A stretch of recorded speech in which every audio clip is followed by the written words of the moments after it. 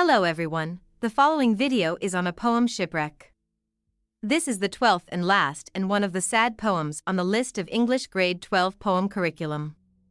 Here is some background on the author. You won't be examined on this, but is good to better understand the context of the poem. Emily Dickinson was born in the United States of America in 1830. She died in 1886. She wrote close to 2,000 poems, but only 10 were published in her lifetime. She is deemed one of America's most important and influential poets. References to storms and shipwrecks appear in quite a few of Emily Dickinson's poems, as ships were not as sturdy as they are today, and storm warning equipment did not exist. This is not surprising, as news of shipwrecks, a common occurrence in those days, would have reached even those living far from the ocean.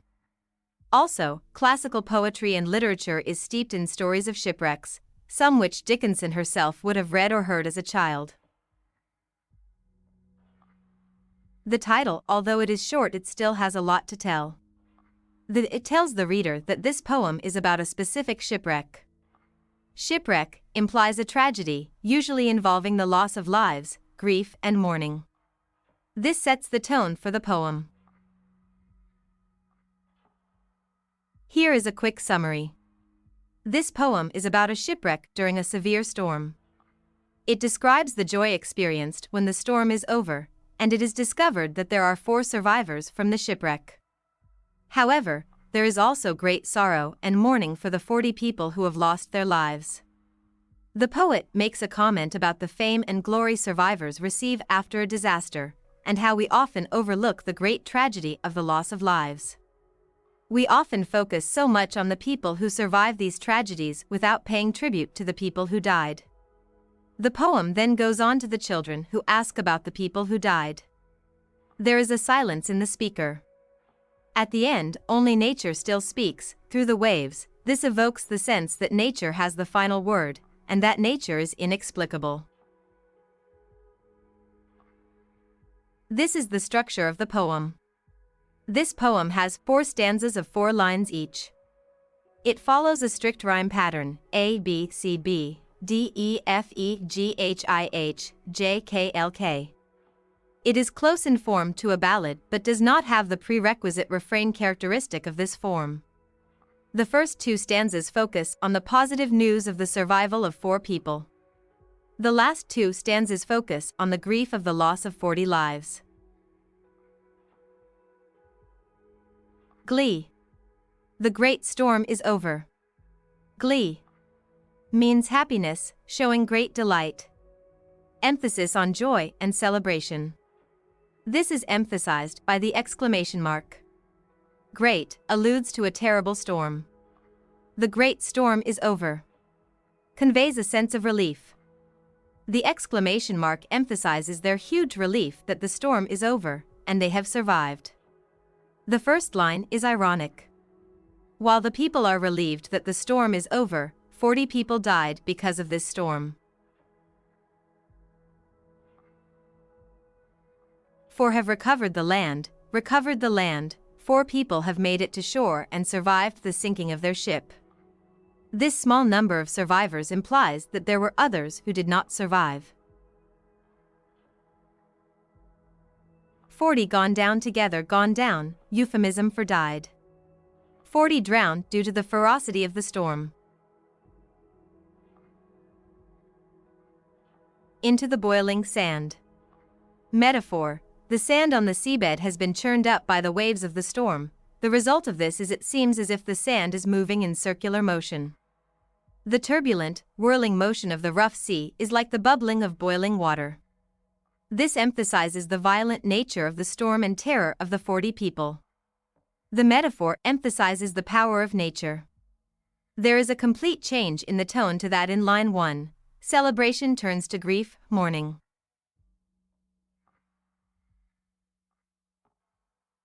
Ring, for the scant salvation. Ring, they ring the town bell to draw the attention of the people. Scant means very few.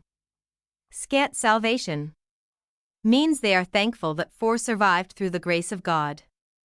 The exclamation mark emphasizes their gratitude. It also implies that they cannot really celebrate those who survived because it will be tainted by the loss of so many others. Toll for the bonny souls. Toll refers to the ringing of the church bell. This is a funeral bell for the 40 who drowned. This evokes the sound of a bell ringing slowly and repetitively, usually a sign that someone has died. This contrasts with line 5, ring, evokes the sound of bells ringing in celebration. Bonny souls, the beloved, good people who have died. The dash after souls provides a description of who died. Neighbor and friend and bridegroom. These words acknowledge the close and varied relationships that exist in the community. This makes it more personal, thus intensifying their loss. The deceased were members of the community who were known to all. The people who drowned were close to the poet, as is highlighted in the relationships she speaks about. Bridegroom increases the shock of their death. He had just started a new life. Spinning upon the shoals. Shoals refers to a part of the sea that is shallow, but very dangerous. This is emphasized by the exclamation mark. Spinning, the people are being tossed around helplessly in the shallow waters. The irony is that they did not die in the middle of the ocean. They were close to the shore. However, the people had no control of their movement because of the extremely violent storm and the mountainous waves that sent them spinning. This emphasizes the uncontrollable power of nature. How they will tell the shipwreck. When winter shakes the door. What explanation will they give?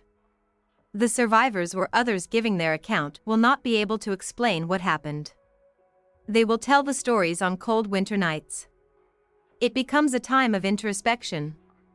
Winter is associated with death. Literally, the personification refers the door shaking because of the cold and windy conditions. Winter is shaking the door to get inside. Figuratively, the personification refers to the death of the 40 people. Door is symbolic of their life.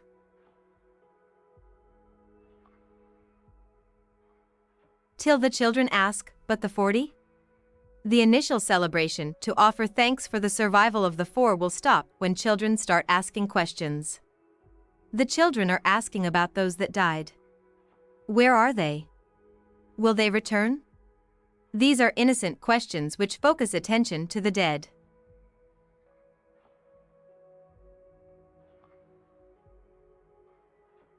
Did they come back no more?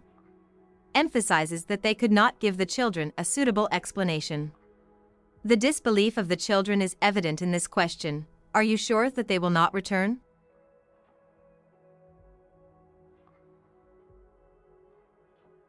Then a silence suffuses the story, alliteration, repetition of the S sound. This creates a quite melancholic mood. When the children questioned what had happened, silence gradually spread, suffused, among the adults as they could not offer any explanation that would help the children come to terms with their loss. There is a mournful tone at the loss of so many innocent people.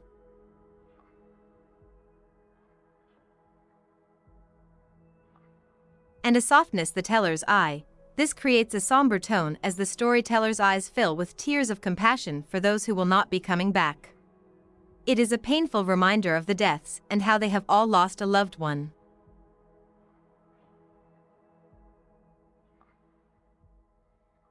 And the children no further question. Children sense the difficulty of the adults.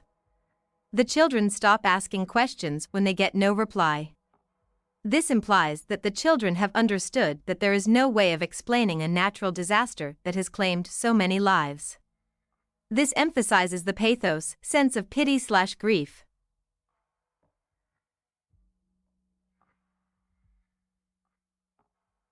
And only the waves reply. Personification, the waves are answering the questions. Only the sea knows what has really happened in the storm. This conveys the finality of death, and that nature is a powerful force that cannot be controlled. People are at the mercy of nature. Some things cannot be explained as they are beyond our comprehension.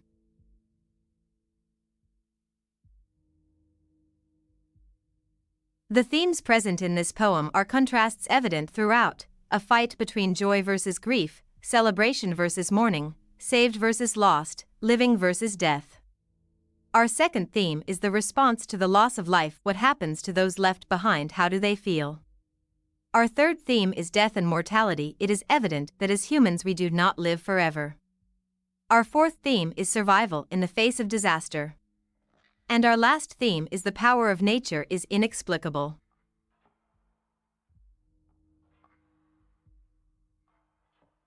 The tone in stanzas 1 and 2 is celebratory, euphoric, intense excitement and happiness, ecstatic, overwhelming joy. Then there is a shift in stanzas 3 and 4 to sorrowful and mournful, expressing grief and sorrow. And the mood in stanzas 1 and 2 is cheerful and jubilant, happiness and triumph. Then we have another turn in stanzas 3 and 4 to brooding, in deep thought about something that makes one sad, gloomy, dark, and somber, serious and sad.